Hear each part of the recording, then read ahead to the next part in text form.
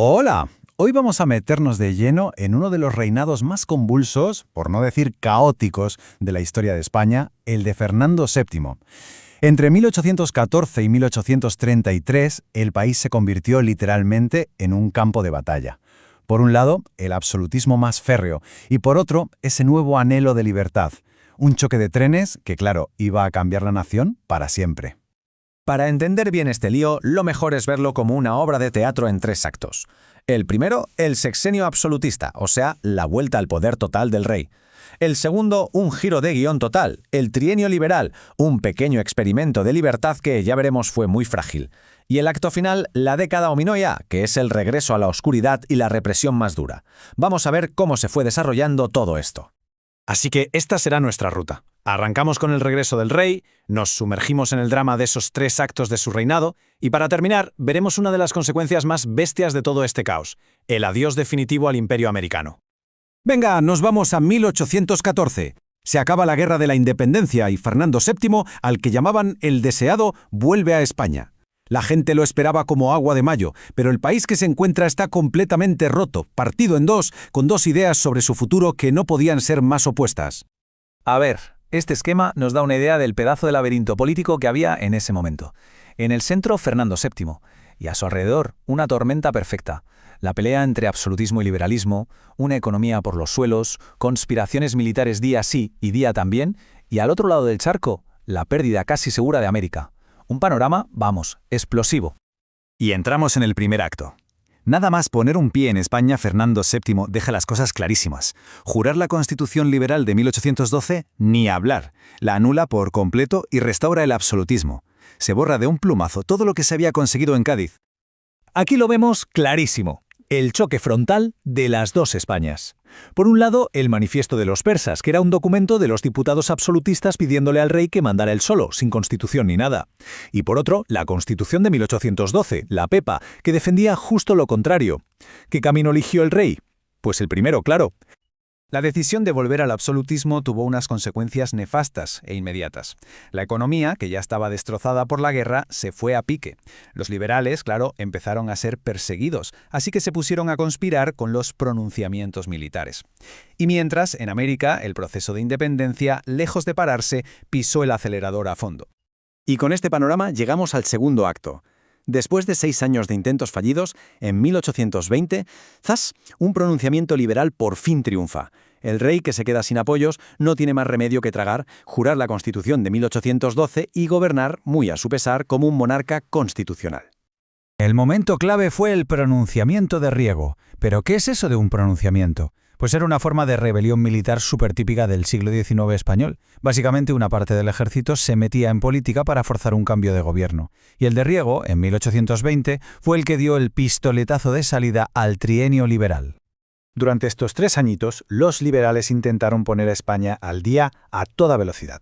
Acabaron con el régimen señorial, empezaron a quitarle tierras a la Iglesia, eliminaron los gremios que frenaban la economía, en fin, sentaron las bases para una organización provincial y un código penal nuevos, una agenda de reformas muy ambiciosa. Pero aquí viene lo bueno, la gran contradicción. Estas reformas no dejaron contento a casi nadie. La nobleza y el clero, lógicamente, se opusieron porque perdían sus privilegios, pero es que los campesinos tampoco vieron que su vida mejorara. Las tierras que le quitaban a la Iglesia acabaron en manos de los ricos, y esto creó una frustración que los alejó totalmente del proyecto liberal. El golpe de gracia al trienio liberal vino de fuera. El propio Fernando VII estuvo conspirando con las potencias absolutistas de Europa, la Santa Alianza.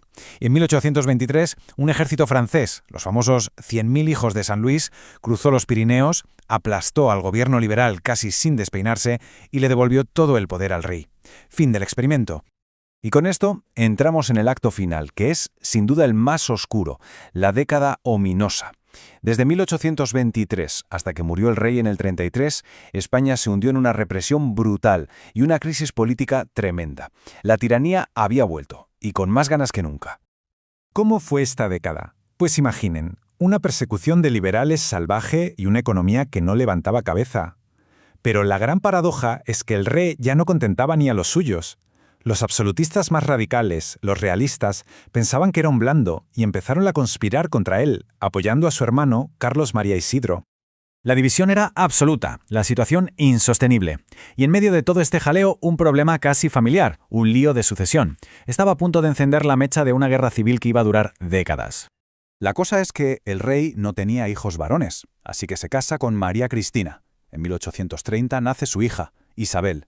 Y para que ella pudiera reinar, Fernando VII aprueba la pragmática sanción que anulaba la ley sálica, que prohibía gobernar a las mujeres. Esto, claro, enfureció a su hermano Carlos, que se veía ya como el heredero. La semilla de las guerras carlistas estaba sembrada.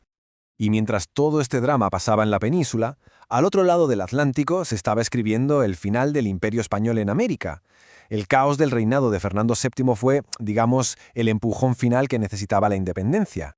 El proceso fue largo, ¿eh? Empezó cuando Napoleón invadió España y se formaron las juntas, pero a partir de 1814, ya con Fernando VII en el trono, las guerras de independencia se extendieron por todas partes, con líderes como Simón Bolívar por el norte y José de San Martín por el sur. El punto y final llegó en 1824, con la batalla de Ayacucho. Esa fue la derrota definitiva del ejército español. ¿Y por qué pasó todo esto? Pues por muchas cosas. Por el vacío de poder que dejó la guerra en España, por las ideas liberales de la propia Constitución de Cádiz, por el ejemplo de Estados Unidos. Y por supuesto porque los criollos, los descendientes de españoles nacidos en América, querían tomar las riendas de su propio futuro.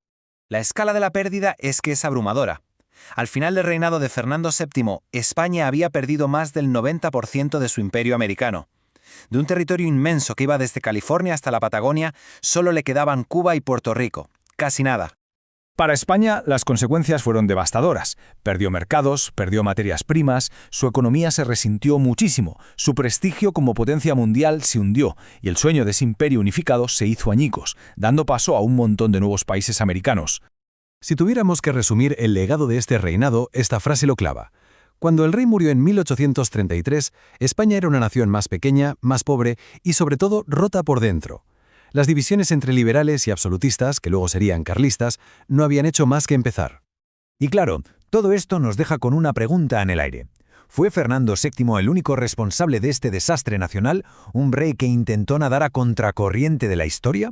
¿O fue simplemente la pieza que hizo estallar un conflicto que ya era inevitable entre el viejo mundo y las nuevas ideas?